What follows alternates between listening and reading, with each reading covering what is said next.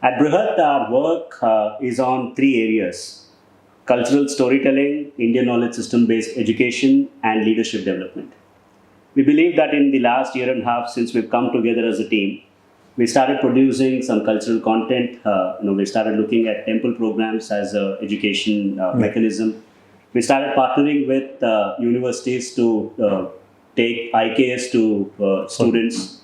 We've offered public courses through our Drashta program. I think it is now time to start talking about the third and the most critical pillar of investing in human potential for civilizational leadership. To bring all of these things together, for which we've been contemplating about the idea of Dharma Drishti. The idea of looking at everything in the world through the lens of Dharma. And that is the quintessential Indian way of cultivating the inward compass, to look at complexity, look at second, third order thinking, to look at consequences that are beyond yourself, and to have that as the ability to monitor your own actions. And this is something now that we want to actually reflect on and start projecting a certain kind of learning as the fundamental requirement for this. So if Dharma Drishti is the component of a civilizational leader, then clearly the process of learning is the most important element that we need to focus on. And this is something that we've been discussing at Brihat. And for me, the greatest joy in the last year and a half of working together as a team is to learn from people who I admire and respect. Now I look at Pankaj and Pankaj's ability to look at the society, the traditional society in the everyday life. This is something that I was not aware of. When I started looking at the Indian knowledge systems, my understanding and my approach was more conceptual, or maybe principles, if you will. But in the learning that I've had, interactions and all the conversations that we've had, I looked at Pankaj's ability to bring Dharma down to everyday life and start every single interaction in the society as a Dharma meaning-making mechanism. On the other hand, I've worked with Amrit and I've looked at his creativity and his own process of learning to look at all the principles in action right down to the dhatu level, to look at the generative mechanism of human meaning making from language to culture to design, and provide the civilizational arc towards that.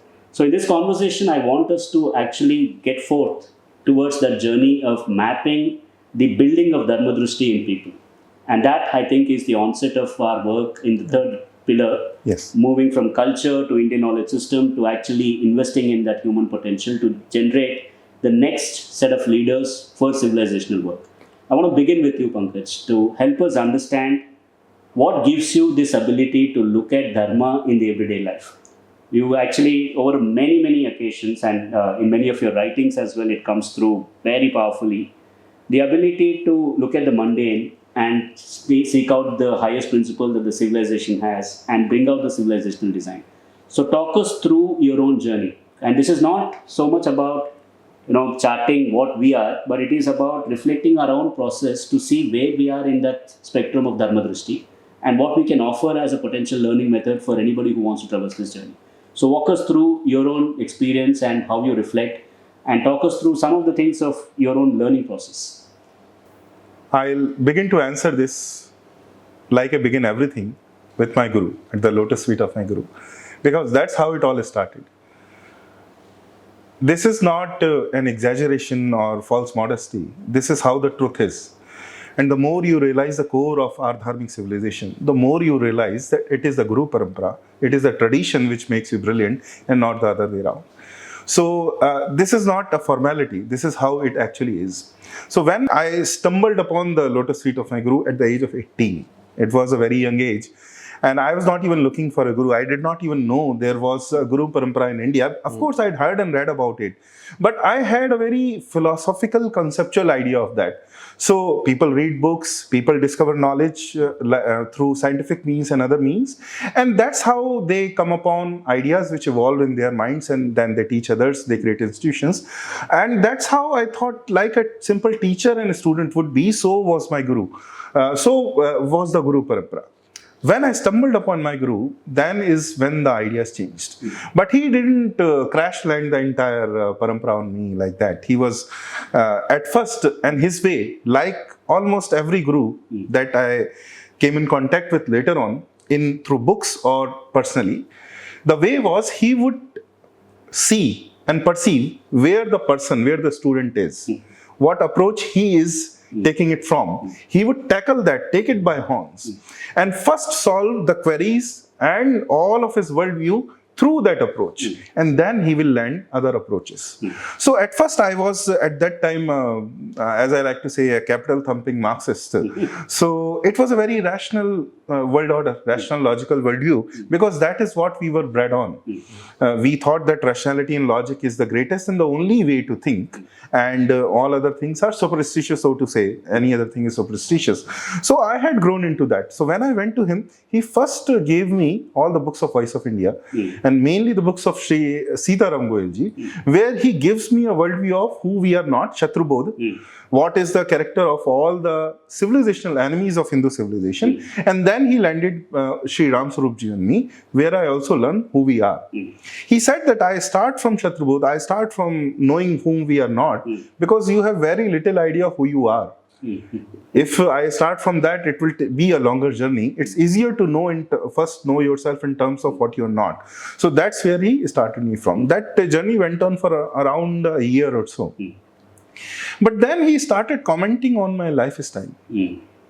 Not just on my views, not just what went on in my mind, but how I dressed, what I ate, how I conducted myself with other individuals and institutions. And I was at first very surprised and even a little offended, because the idea of the Enlightenment individualistic ideas are quite, ingrained in our system, because how we study. So, but then I realized that this is not a separate thing. This is what a guru does. This is what Guru Paramparā is. And he said that you cannot claim to be dharmic or Hindu and keep your behavior entirely separate from it. That's where the line comes that knowledge is not asymptomatic. For a Hindu, to learn a Hindu discipline is not to know something, but to be something. So it changes his entire being. It's not just his worldview and how he thinks, but how he is. And that's when it started changing. That's when I started looking everything I didn't even know at that time, everything from the point of view of Dharma.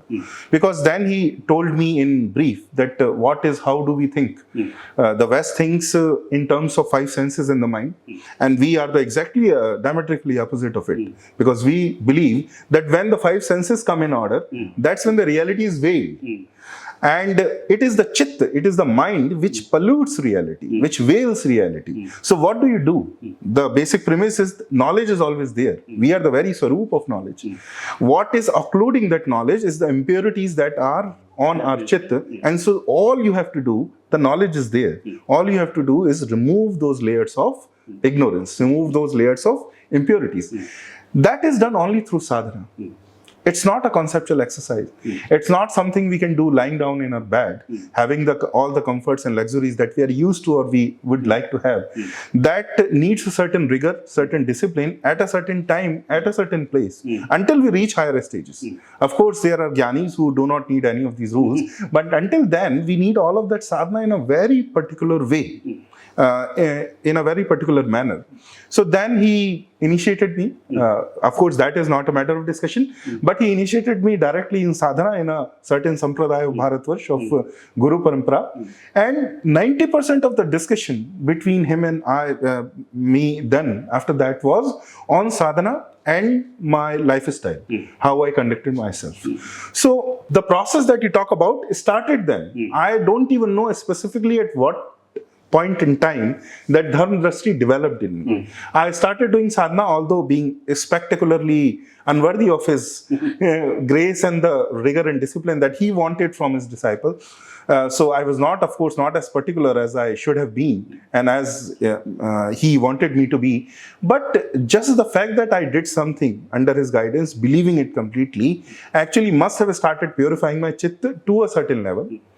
Of course, if it is completely purified, then you are a jnani, then you are self-enlightened being. Of course, we are all very far from that. But when you start on that journey, that must have started that 6 or 7 years ago, if I would chart. This journey started 21 years ago when I met my Guru. 6 or 7 years ago, I found myself looking at things and very easily having a worldview which you call as Dharma Drishti. I did not try to evolve it. I did not try to develop it at all. There was no thought like that. I can construct a story in retrospect, but that would not be true. So I was not trying to angle at a worldview, at a certain way of looking. That started happening. And 6 or 7 years ago, I found that I had the vocabulary, the words in the language that I was speaking in, Hindi and English, and the drishti, with which it was very easy for me to see and to know what was right and what was wrong in most of the cases. Of course, once again, the caveat is that if you know it completely well, you are almost at the highest stages. And knowing doesn't necessarily mean that we are able to practice it all the time. All the time. That compass is on. That compass is always on. Even if I'm doing something, I know that wrong, I know that it is wrong. And that is agency. Yes. And that is ownership of all the consequences. And that's how you eliminate it later on. And of course, another coincidence, so to say, happened that I started writing at that time. So whatever thoughts were there in my mind, they started coming out and they started in the way in which it is. So that is how I think that it happened. You got the consent of the word. Yes. I remember what you wrote about the authority to use a particular word. Yes. And that is integrity. Yeah. To know that you now arrived at a point where the word can flow through you and it will represent the meaning. Yeah. I think that's a very, very important moment when we start recognizing that the word has acquired power, or we've acquired the power to actually let the word flow through us. Yeah. Right? So that is great. What you just painted is a natural process of sadhana, and based on that, transforming your own chitta, through which the truth starts residing in you. And when you know, and this is not like a conscious process perhaps, but you know when you know it, that you now have the ability to speak on a certain thing. And that has been your learning journey. And I'll come back to you because it's not just about that, there's also a tremendous intellectual dimension to this. But I want to actually, at this point, reflect on the civilizational pedagogies. When you're talking about sadhana, it appears that there are 3 central ways in which the civilization tries to reach out to all of us. And like everything about our civilization, it does not leave anyone behind. So you have what they call the Prabhu Samhita, the mantra-based or the conceptual principles-based learning. Right? And I think the civilization early on recognized that not everybody is either tuned or capable of that. Right? And this is the empathy of our ancestors. And the minute you recognize this, there is so much of gratitude because, like Pankaj says, all knowledge arguably ended with Vedas. Right? By Vedanta, by Upanishad, you had pretty much the knowledge of the self. But why did they create the Itihasa? Why do we have Puranas? Why do we have all other darshanas? Then if you look at it pedagogically, then you see that there seems to be something called the Mitra Samhita. The Itihasas teach you like a friend. And we know now from multiple research studies that humans are hardwired to learn through stories. And we learn our moral virtue, we learn our own intellectual positioning through a story. And in the Itihasa Purana, you get that model of somebody who teaches you as a friend. And there are a few stubborn ones amongst us who don't even listen to the friend, who will only learn when some object that we love demands that from us. The Kantasam, the idea of poetry, the idea of aesthetics, to elicit that response of learning from us. One of the things that I've observed in you, Amrit, is that tremendous integrity to follow through on a concept that you start learning or looking up to, right? And break it down to all of its composite parts and not be satisfied with not just a superficial, but also unless you know the entire dimensionality of that, you do not even talk about it. I mean, I've seen the discipline that you exercise. And not all of us are fortunate to have gurus like Pankaj did, to have the sadhana, to have the charya. You approached it directly. And you started working at it from an intellectual perspective, from a principles perspective, from a concept perspective. But interestingly, you also arrived at an understanding or a sense of that. Right? So walk us through your learning habit and how that has led you to hold the convictions that you hold now. Well, so yes, I mean, throughout my childhood and then my early 20s, there was definitely a lot of hunger to know. Now, how we define knowledge may change over time. But certainly at that time, I was full of the belief that I could read everything and therefore know everything. That also intersected with my deep desire not to be wrong. I didn't want to be wrong about something. So if I did speak about it, then I wanted to be right about it, or I had no problem in saying I don't know. So that was the drive that if then I would be interested in something, I would vociferously, hungrily read everything I could find on it. And that was the journey I would have been on. Perhaps it would have not got me any closer, or it might have in a different universe. But in this universe, it intersected with my interest in history and ancient Indian history. Most specifically, I wanted to know that if there is some truth to the stories we are being told, what does that truth look like? And because of our rational education, I was not emotionally attached to the truth. So specifically, for example, the journey that happened with me 2011, 2012, when I started looking into Aryan invasion theory. And I discovered Shrikant Talageri sir's work for the first time. I say for the first time because it took me a second discovery to actually understand it in complete. But at that time, enough to know that, okay, there is something called analysis of the Rig Veda, which can be done from an Indian point of view. Just that awareness arose. But no sooner that I discovered this, the book came out called Early Indians by Tony Joseph, I think. Now, in that book, he talks about genetics, and he tells us about genetics found in Saryuparin Tiwari Brahmins, who are essentially my ancestral neighbors. So, and being of the hard science mentality, when it said, "Oh, genetics has said it," I was convinced that, oh, then the game is over. Now, even then, an emotional resistance did not come. That now accepting this truth would mean that I would have to let go of any cherished belief. Because there was no cherished belief. I was anyway just wanting to know the truth, however we may, quote unquote it. It was an intellectual pursuit. Absolutely. And if I wanted to speak about it, I didn't want to be wrong. So it was important to then understand the genetics bit that Tony Joseph writes about. But then immediately my question was, okay, what does a scholar like Shrikant Talageri, for example, have to say against this? So there's an inner process of argumentation, counter-argumentation happening, where one of the reductive quotes to put it is that if you meet Buddha on the road, kill him. Which is another way of saying that if you have too much conviction in something, you must check your conviction. So I wanted to know, okay, now if the genetics angle has proved it, what does the other angle then say about it? So that led me to the counter arguments on the genetics angle. And this journey continued for many years. I left it in between. But then 2020, when lockdown hit, then I had more time to dive into ancient history essentially again. And that discovery, of course, led me to a series of truths on our history. And the primary realization, the turning point was just realizing what we've been told about our history is completely false. And that opens up more doors, because then you wonder, if I have been lied to about this, what else have I been lied to about? And that, of course, is the decolonization journey. After that, you can never look at things in the same way again. You wrote about your own decolonization footprint. Absolutely. Because, and I've written things that I would be embarrassed of today, which I don't believe in. But when I wrote them, they had all the arrogance and conviction of that 20-something person who wrote them. But so this Dharma Drishti, first of all, it is just realizing that the Drishti I had so far was so misinformed. And if the pursuit has been anyway for truth without emotional attachment, then actually it's easier at this stage onwards.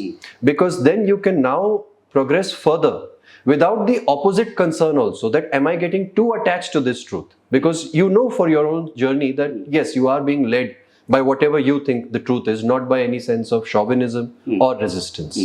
That then, of course, opened up much more doors about all the things that we, I grew up being ashamed of my Brahmin ancestry because I thought that my ancestors perpetrated so many crimes upon humanity. So then that journey of unlearning that.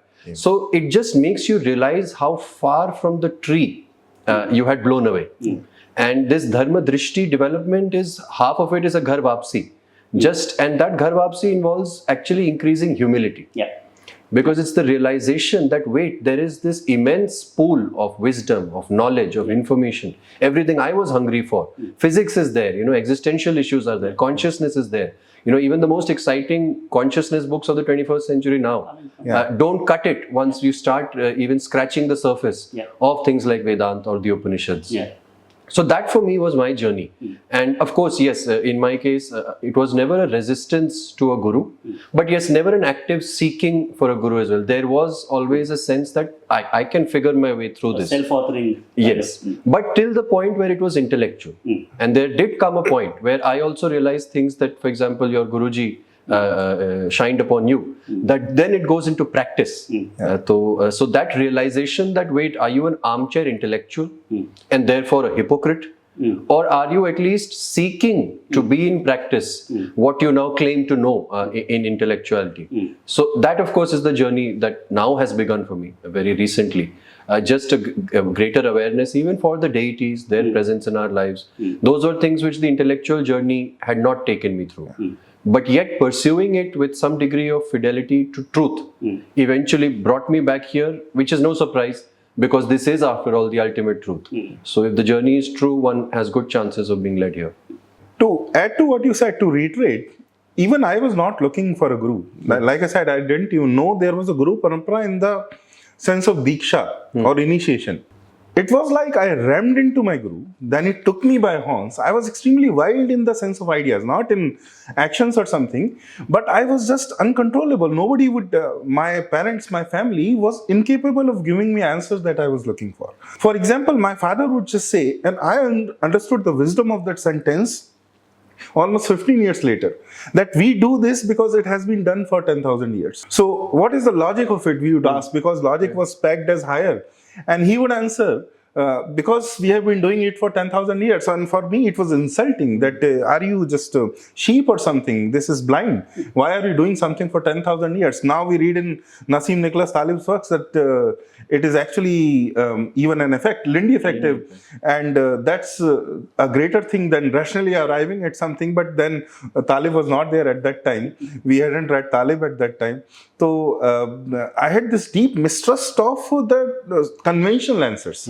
That's why I was completely uncontrolled. So when I met my guru, he took me by horns in the sense he solved all my intellectual queries, rational queries, and only then led me on to other things. So that is the status of, I guess, 99.99% of Hindu society. We talk in these terms because now after YouTube and many videos, good videos, there we talk about deities, initiation and sadhana and this. But if you consider just the scenario of 20 years ago, when we sort of started awakening to all of these ideas, 99.99% of even Hindu society didn't know about it.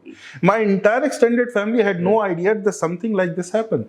So that was the state of almost that all of us were. It is just chance, if seen in one life perspective, that I rammed into a guru who was wilder than me in the sense that able to control a wild person, and some others were not as fortunate. Only that difference. Otherwise, until that 18 years, my trajectory was extremely the same.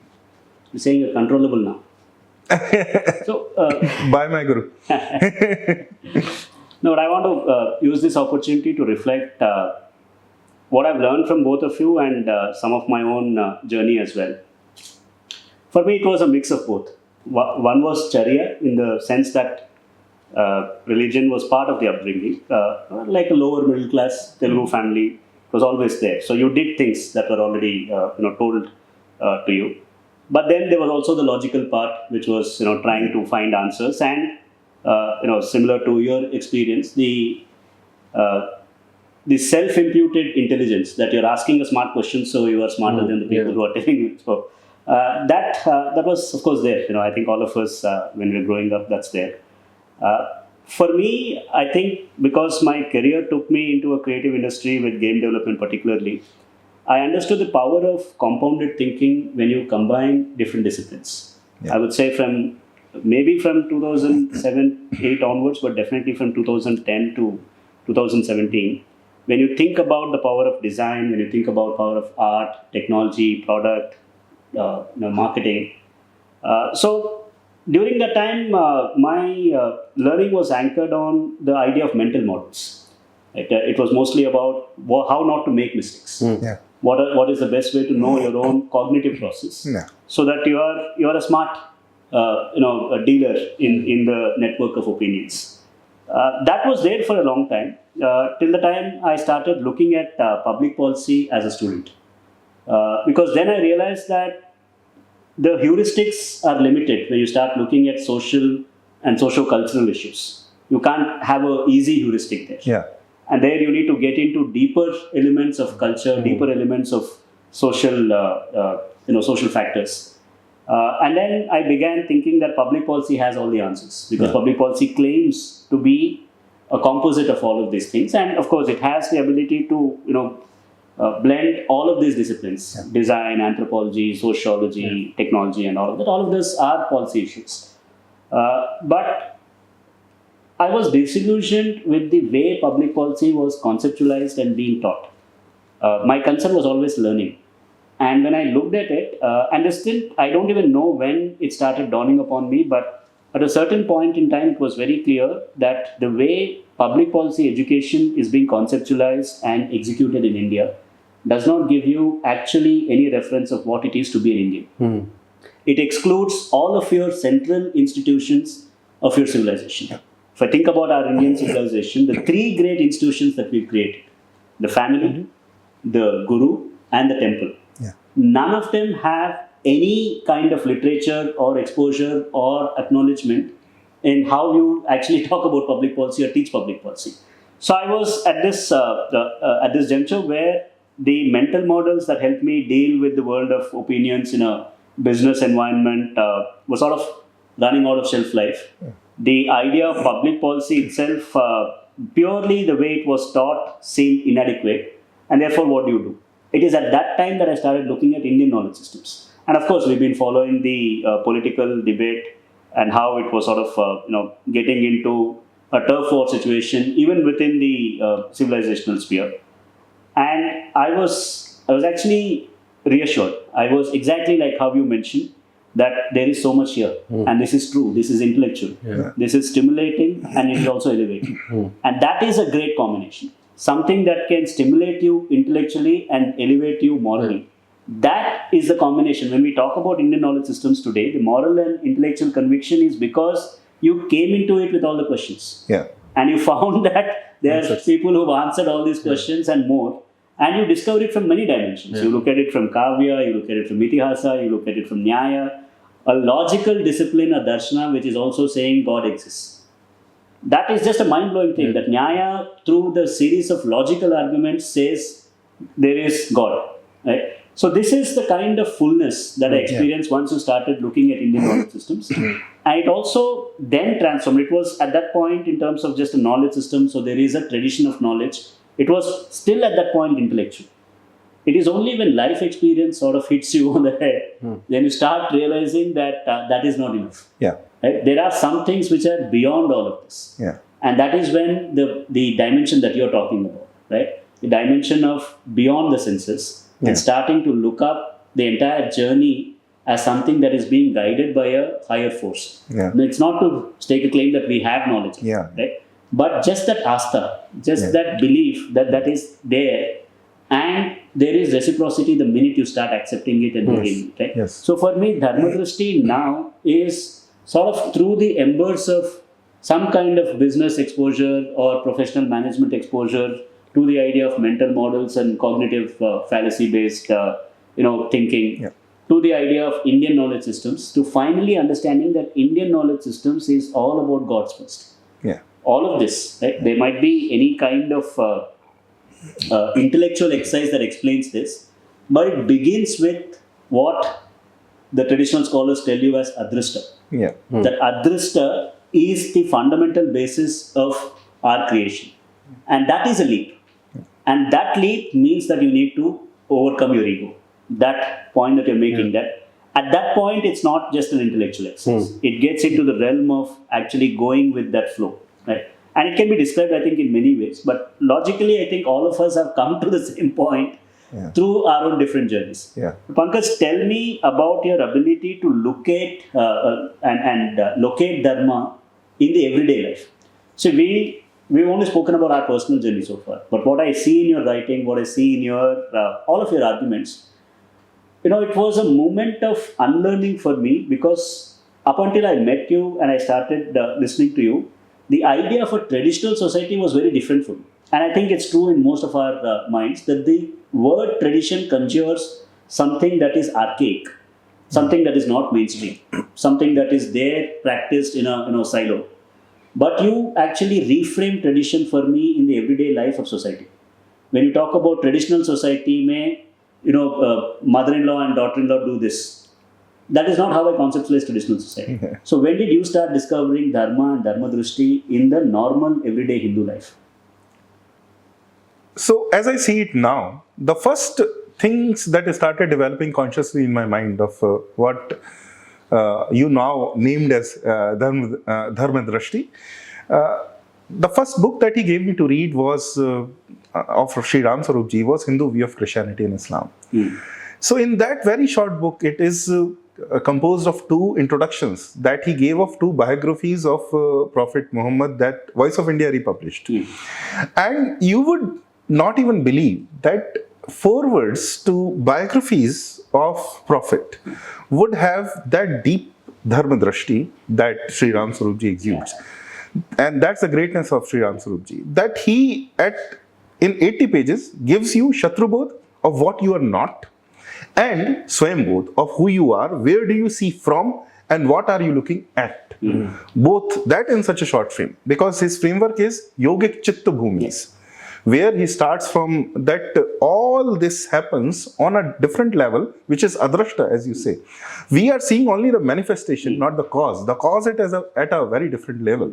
And he located, first of all, he declared who we are, where we come from, that Hindu gods, Hindu Brahm is, what the idea of Brahm is located in Niruddha Chitta Bhumi.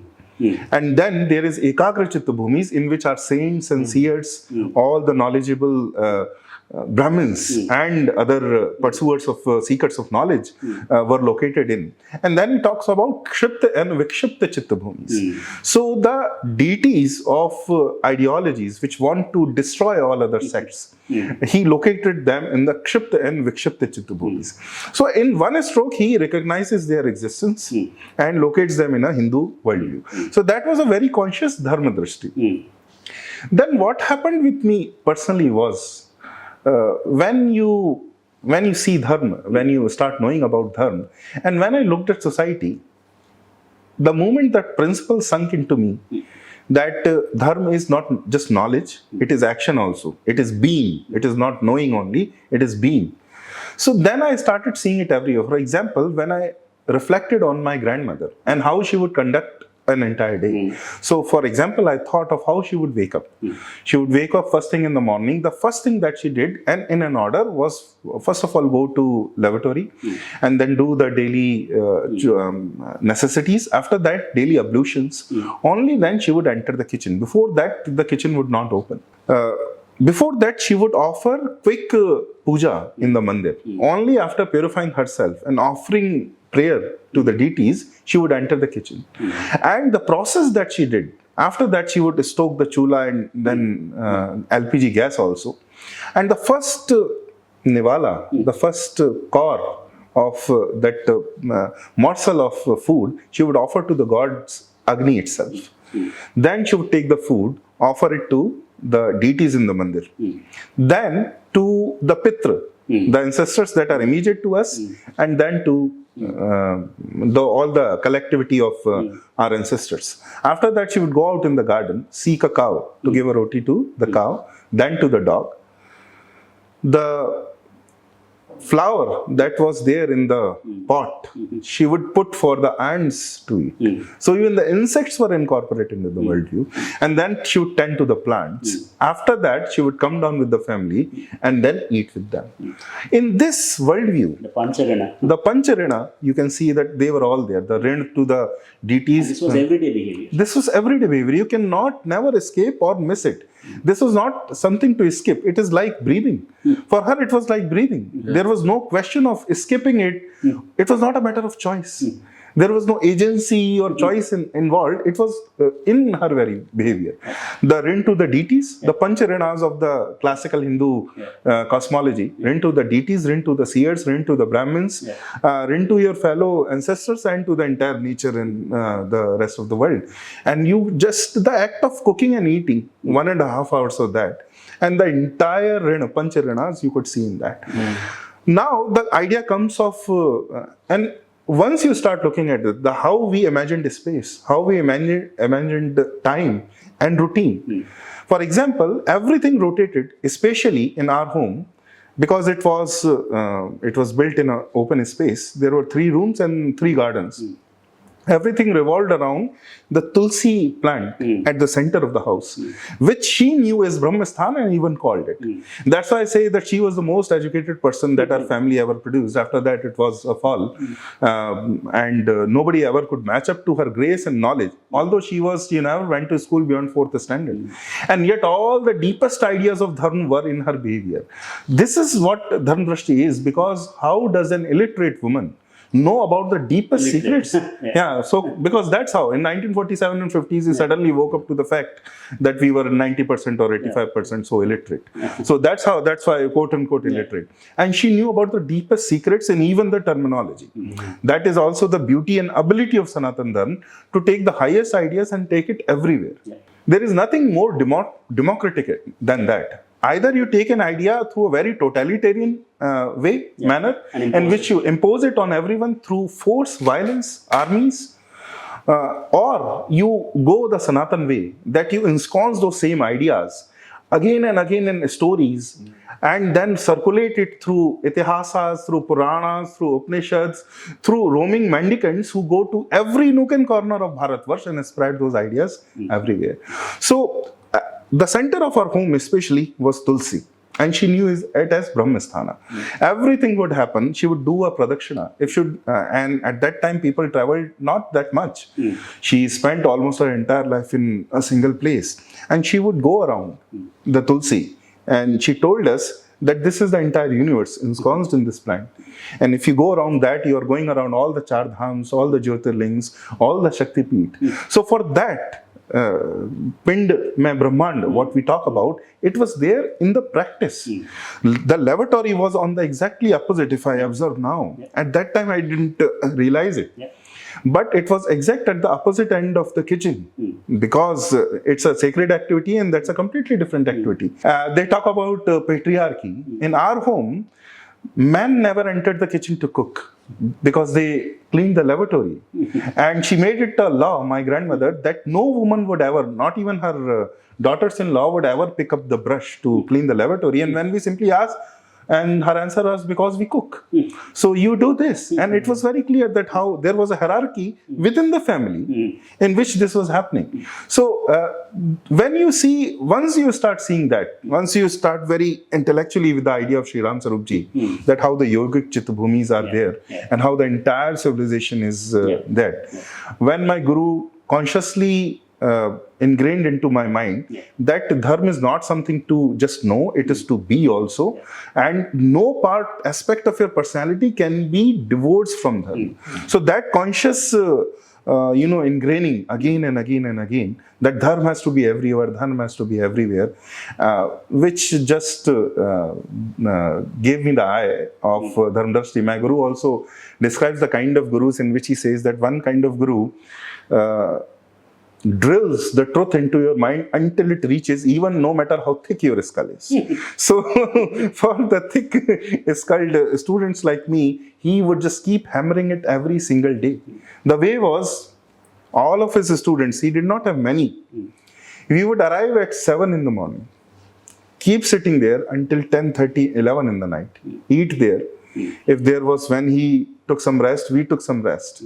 And the entire day just keep sitting, because an entire sea of humanity came to my Guru. Because he solved everyone's problems. Which is how I saw it as a democracy of knowledge. In a Western society. And it's Purushartha. He performed all the Purusharthas through that. In a Western society, an intellectually brilliant man like my Guru would have gone to a lab and studied and not done anything for the society, and that would be considered entirely virtuous, because you are adding to the great knowledge bank that they are creating. But in our society, that is not so. If you have knowledge, there is an incumbent responsibility on you also to spread it to the world. So all day long he would solve other people's problems. So we would just wait in the ranks for those 5 or 10 minutes when one person would go and another would not come, when we would directly fire the questions at him.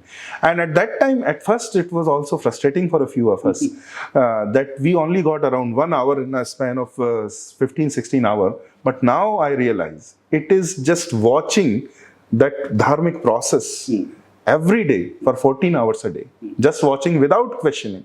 Because questioning is very easy. Throwing words in the interrogative form of a sentence is not a hard thing to do. But to actually hold back your agraha and even your prashna and to just observe it for long hours over more than a decade is what actually gives you Dharma Drishti. At a macro level, if you look at around contemporary phenomenon, call it education, call it culture, call it policy, the movement that we're experiencing now is a moment of transition from the experiential tradition, experiential culture to the explanatory one. We are indexing, we are developing the ability to question and ask for explanations, and the means for experience are dwindling. Right? One of the things that you have done, which is actually very generative and which can be the counterforce to this, is to look at language and look at the root words of the central culture holding crucible, which is Sanskrit, and build for yourself what that experience is like. How did that come about, and what is the value of that when you look at this macro transition? So for me also, I read Sri Ram Swarup, The Word as Revelation, and around that same time also read The Secret of the Ved by Sri Aurobindo. And I've heard since then many people who are initiated into his traditions say that that's actually the worst book to first start Sri Aurobindo with. Now, I don't know about that, but I can speak to its own benefit for me. You mentioned how there are things which can be not just intellectually stimulating, but morally elevating. So the secret of the Ved was consciousness elevating for me. It was permanently paradigm altering. Why? Because it was, number one, introduction to the idea that what we see Sanskrit as a language, it is not actually just a language in the conventional sense of communication means between us. It is actually a syntax of magic, where magic is the ability to take anything from the transcendent and give it some kind of name, form, appearance in the material. That is why poetry can feel like magic. That is why good art can feel like magic. So I think Sanskrit also is an instrument of magic. And that is in fact in line with what our tradition also says about it. That what are the mantras? They are the rishis wrapping their sight, their perception, which is actually of a transcendent world, and then intoning it into a sound and a syntax of this world. So once I started to see Sanskrit as that, and that began with Sri Aurobindo's The Secret of the Ved, just the idea that Indra is not the thunder god, the idea that Agni is not the fire god, or even if they are, that is only one layer or one level in which to understand them. And there are deeper levels to understand them. And Sri Aurobindo, of course, had a deep linguistic rooting as well. So it wasn't just his intuition that was guiding him. He had the technical chops to actually talk about these things from the Sanskrit and linguistics point of view. So that idea I was open to, that okay, if I want to actually understand things, I have to get to the meaning behind the Sanskrit words for it. Now, how do you do that when you don't know Sanskrit? So I don't know spoken Sanskrit. I couldn't read any mantra or shloka of Sanskrit and immediately understand it. But one of the ways was to at least, so for example, in the Rig Veda, for each mantra of the Rig Veda, we have what is called the Pad Part, which is the same mantra broken down into its constituent words.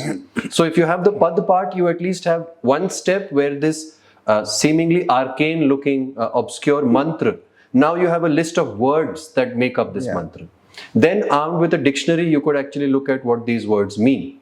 Then informed with Sri Aurobindo's Adhyatmic interpretation, you can actually then investigate deeper. Okay, it doesn't just mean this, it could also mean that.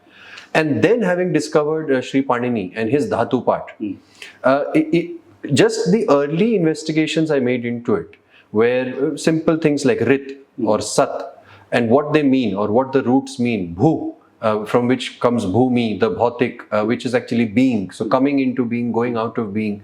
They're verbs and actions and nouns, but actually all of reality is verbs and nouns. So it is either things we do or things we label. That is what the world is made up of. So once you start to realize this, then the dhatus are a very good way to at least scaffold your own way to some understanding. And that is your learning process. Absolutely. And I say it this way because I'm with you that number one, intellectual understanding can only take you to an extent. Number two, so for example, when you mentioned that your Guruji, up to 18, you were also like this. Yeah. But what he did in your case was he saved you the 20 years it's taken me on my own. Right? Yeah, he yeah. gave you that, He would say it exactly like this, that I am saving you decades of Absolutely. exploration. So that is what we have to keep that in perspective. But at least, and the point is that at least in the modern world, and you mentioned how our great institutions of transfer and transmission, the three greatest ones are now nowhere in either policy or the public sphere or the media sphere. These are not glorified institutions. These are not things we aspire to. It is inevitable that increasingly individuals are going to be alone. Solitude, it may be a sad thing to say, but seems to be increasing. And we may want to turn that tide. But till then, there are going to be individuals who have a lot of these questions. No guru in sight. Maybe a lot of arrogance that I can read and figure my way through these. But then what do they read? And how do they figure their way back? So that is where I saw the dhatus. Of course, you have to have the base understanding that maybe Sri Aurobindo introduces you to. One could get introduced to it by other ways as well. Raman Maharshi, for example, could lead. I mean, all these great thinkers would lead us back to the same truths. But then, understanding each of these words, Brahman, Atman, and as you mentioned, so there is logic in it. So it satisfies that inner craving that was ingrained into us in childhood, where you want logic, you want these things to make sense within the, pretense of your mind. So when you come to understand that, okay, one way to understand Brahman is literally just the outpouring of mind. And Atman is literally just the descent of mind. Then you start to understand the resonance of Sanskrit. It is where we speak of, it's onomatopic almost to reality. Then you're convinced. Then there is now known, you know that you're on the path of truth. Again, how you are defining it to yourself at least. But so that was my journey with the dhatus, where they really became these way for me to scaffold into a sense of understanding. So what we're attempting to do here is through our own journeys and reflections on those journeys about learning and the ideas that we hold, we're trying to arrive at some kind of pedagogy for Dharma Drishti. And this is the pedagogy that we want to take to universities when we talk about civilizational leadership. All of our programs, all of our educational pursuits, all of our cultural storytelling efforts are both informed and directed at Dharma Drishti. So the one dimension, the one idea that brings all of Brihat together is the cultivation of the Dharma Drishti. Doesn't matter what your starting point is. It could be rational inquiry, it could be experiential, it could be your own professional journey. We are all at different parts of the spectrum, but we will arrive at this idea of Dharma Drishti, and through that is the civilizational reawakening.